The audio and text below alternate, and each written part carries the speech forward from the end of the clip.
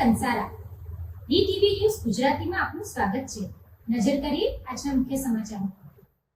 હાંસોટમાં સ્થાનિક સ્વરાજ્યની ચૂંટણીમાં મંત્રી ઈશ્વરસિંહ પટેલના ભાઈ વલ્લભ પટેલના પરિવારજનો દ્વારા કોંગ્રેસમાંથી ઉમેદવારી નોંધાવવાના મામલે હાંસોટમાં રાજકારણ ગરમાયું છે।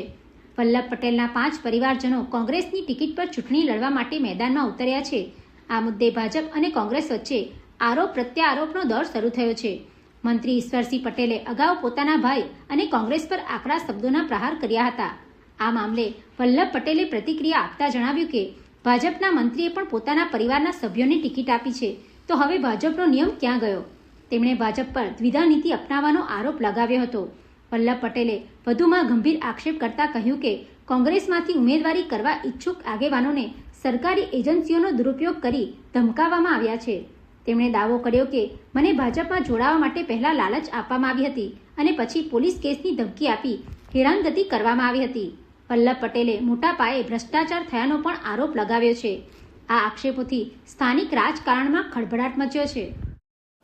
લોકશાહીમાં બધાને સ્વતંત્ર અધિકાર છે અને બીજો મુદ્દો એ કે અમારી જોડે અમારા પાર્ટીમાં ઉમેદવારી કરવા માટે લોકો ઈચ્છુક છે, પણ જે ઈચ્છા રાખે છે એને એની સરકારી એજન્સીઓ, સરકારી કર્મચારીઓ, અધિકારીઓ એન કે પ્રકાર ધાક ધમકી આપી બેસાડવાનો પ્રયત્ન થયેલ છે।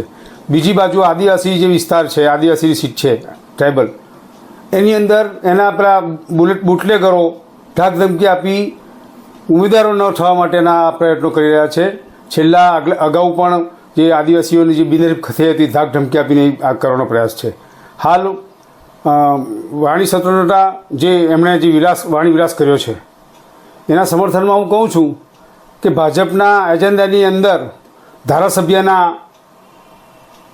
બ્લડ રિલેશનવાળા જેવા કે ભાઈ ભત્રીજા, મામા ફોઈના કાકા દીકરાના, એમણે પણ એમાં 5-6 જે સગા સંબંધીના છે એ ઉમેદવાર કરાવેલા છે।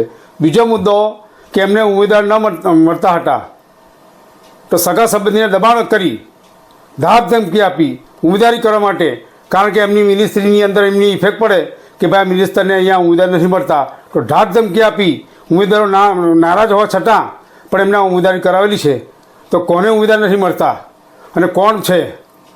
બીજો મુદ્દો કે ભાજપ જે હિન્દુત્વના નામે પ્રચાર કરતી હતી, હાલ આજે હિન્દુઓ ઓછા પડવાના કારણે કોંગ્રેસના જે વિચારસરણીવાળા છે એમાં 182માંથી 62થી 65 જે ધારાસભ્યો છે એને ભાજપમાં લાવી એ આ સત્તા હાંસલ કરવાનો આ લોકોનો મેની મુરાદ છે ને સત્તાના માધ્યમ હેઠળ જે ભાજપના કાર્યકરો છે એ કોન્ટ્રાક્ટર બની અને આ દેશની જે તિજોરી લૂંટવાના જે પ્રયત્નો કરી રહ્યા છે એની સામે અવાજ ઉઠાવતા અમારી સામે ધારાસભ્ય મારી સીટ ઉપર 2021ની સાલમાં મેં જે અપક્ષ ઉમેદવારી કરી એ અપક્ષ ઉમેદવારીના મારી જીતના પ્રયત્ન રૂપે રાત્રે આ મિનિસ્ટર કક્ષાના કહેવાતા ધારાસભ્ય મિનિસ્ટર અમારા વિસ્તારની અંદર રાત્રે 2-3 વાગે જઈને મારા જે ઠેકેદારો છે એને ધાક ધમકી આપી અને આ જીતવાનો જે 42 ફરાર કરવા પર લોકોએ એને જાકરો આપી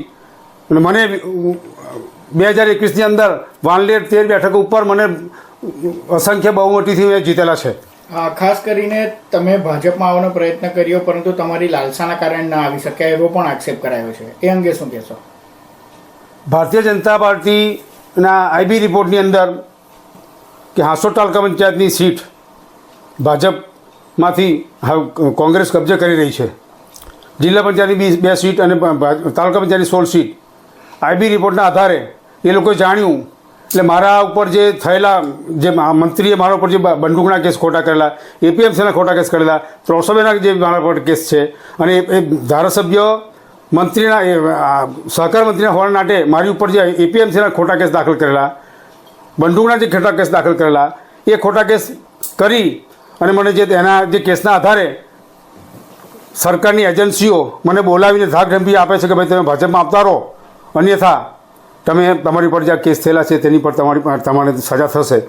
તેમ છતાં મેં ના પાડતા મને પ્રલોભન આપ્યો કે ભાઈ તમને પ્રદેશ કક્ષાએ કોઈ બી બોર્ડ નિગમમાં સમાવેશ કરીશું અને તમારો જે અગરબંધ છે, તમારી જે ખેતી જે નિષ્ફળ છે એ બધી તમારે અને તમારો છોકરો ભાજપમાં આવી જશે, એને અમે સત્તા આપીશું, પ્રમુખ બનાવીશું એવી લાલસા આપી તેમ છતાં એ લોભ લાલચથી જે લાલચવાળા જે છે એ કોંગ્રેસમાંથી ભાજપમાં ગયેલા સત્તા માટે.